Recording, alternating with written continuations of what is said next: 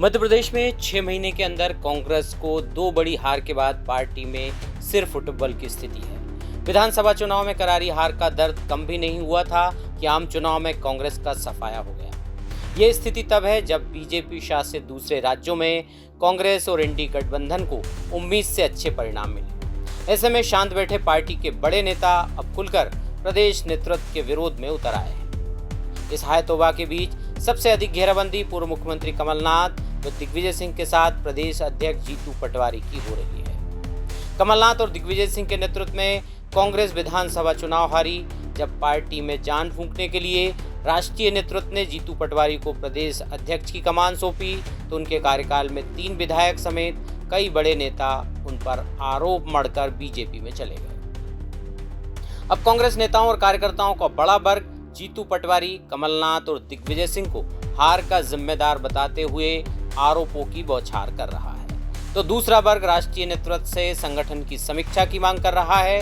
चुरहट से विधायक अजय सिंह ने क्या कहा, आइए देखते हैं। दुर्भाग्य से मध्य प्रदेश में उसको देखने को हम लोग तरस गए और उस तरह के नतीजे नहीं आए। क्या कारण मानते हैं?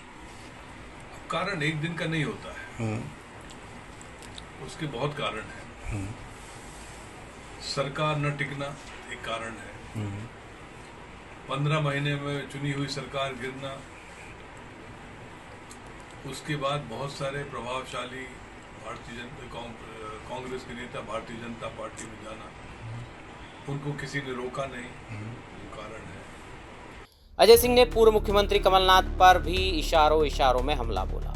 उन्होंने कमलनाथ के बीजेपी में जाने के एपिसोड को हार का कारण बताया।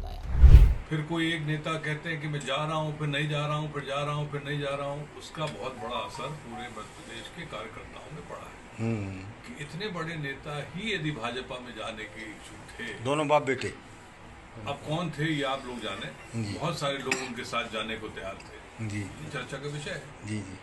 तो एक साधारण कार्यकर्ता भी उसमें मजबूर होके सोचता था कि क्या है।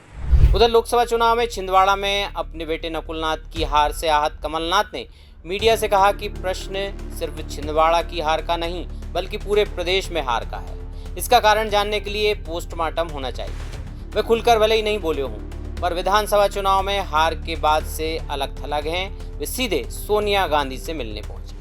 मुलाकात हुई, हमने मध्य प्रदेश की बात करी और आज की जो राजनीतिक परिस्थितियां हैं देश में उसकी बात करी और क्या हो रहा है, क्या होना चाहिए, ये सब बातें हुई।